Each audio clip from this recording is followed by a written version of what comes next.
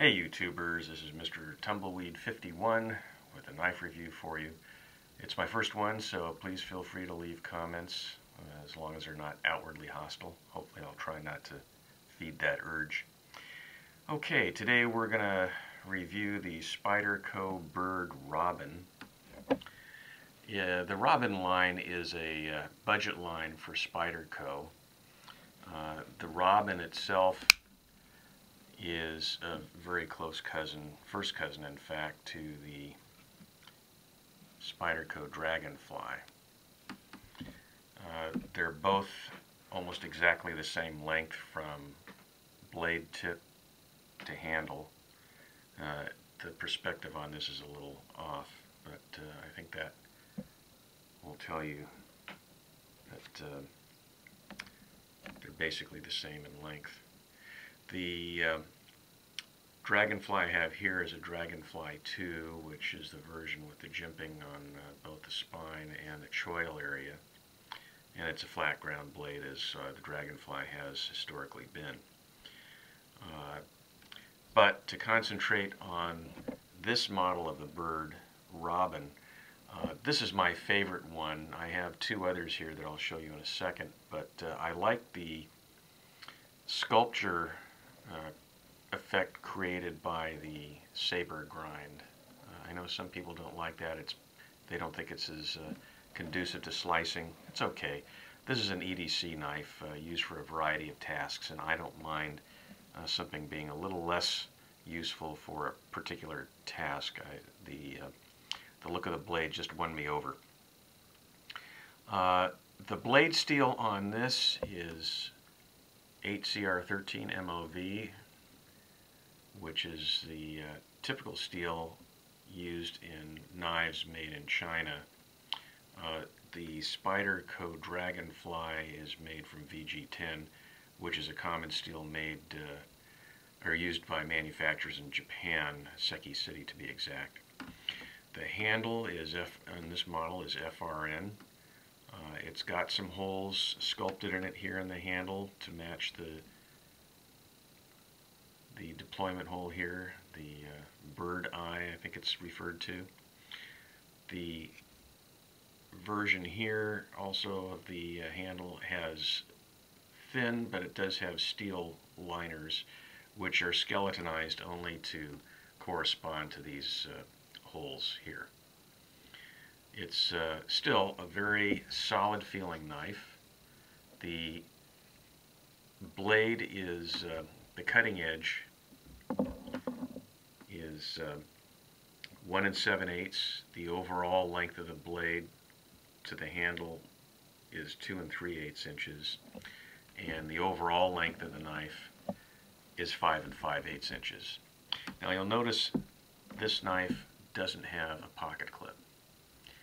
I have a thing about pocket clips. I've never found a real use for them. They get in the way of your hand if you're going into the pocket that they're clipped to, for one thing. A lot of them ride high, so it's no secret you've got a knife in your pocket anyway. I find it much more useful to have a lanyard at the end of my pocket knives, and especially a clip on a knife this small. I just don't see it. It's purely ornamental in my opinion, and it's a waste of space in terms of increasing the width of the knife. Here's the clip that does come with the Robin, at least this model of it. I'll just lay it on top where it will be positioned. The Robin does have a four-way position capability for the pocket clip, so that's good for anyone who does like pocket clips in general. This does have it, although I've heard some reviewers say that in one of these four positions, I can't remember, the pocket clip does get in the way of the blade deployment, so keep that in mind too. This is a lockback. Pretty good detent on this one. It's not the strongest, but it won't open.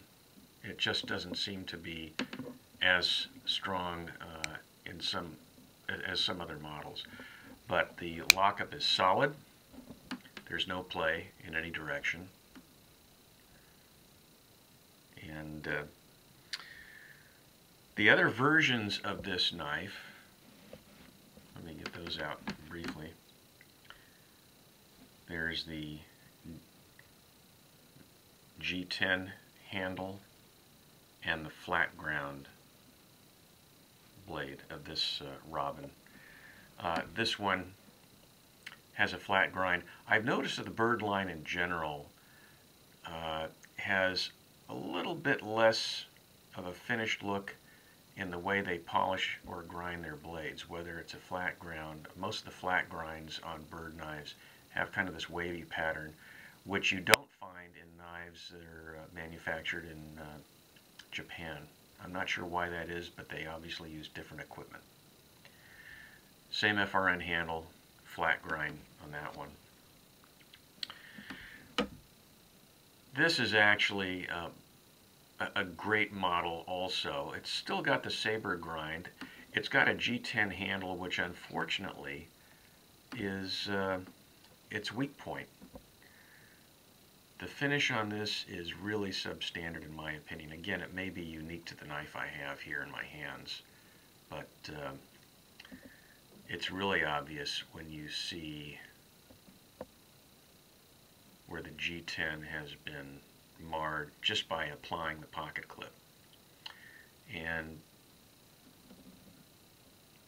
I don't know if it'll focus or not. The finish on the G10 in general is just very spotty. I'm not sure what that's due to. It doesn't affect at all the function of the knife. In fact, this one has probably got the most solid detent of any of the three knives, and it's also got nice substantial liners, steel liners, that these don't appear to be skeletonized at all. Adds a nice heft to the knife, and it's a small knife, so you can afford to have some heft unless you're really counting ounces because you're lightweight backpacking or something like that. And I tend to favor smaller knives, partly because of the weight issue. I do a lot of camping. I don't have any use for knives designed for tactical application, really.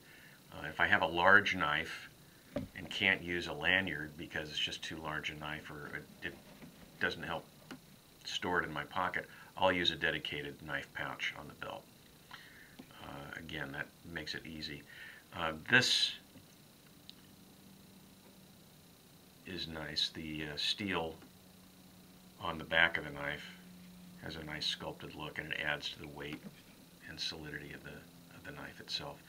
So that's a plus. The only cosmetic downside to this is the quality of the G10 handle. Everything else is really top-notch in my opinion. Very solid knife. Wouldn't hesitate to use it. Just a quick word about my use of lanyards. I didn't really go into it too much. The lanyard not only allows you to, in this case, spot the knife in a darkened situation, but if you loop it around your pinky finger, then even if you don't choke up on a knife this small, you've still got a solid lockup by virtue of having that around your pinky finger. It does really extend the control you have over the knife. So I just wanted to make that additional comment on the lanyard. Okay, I'll see you in the future.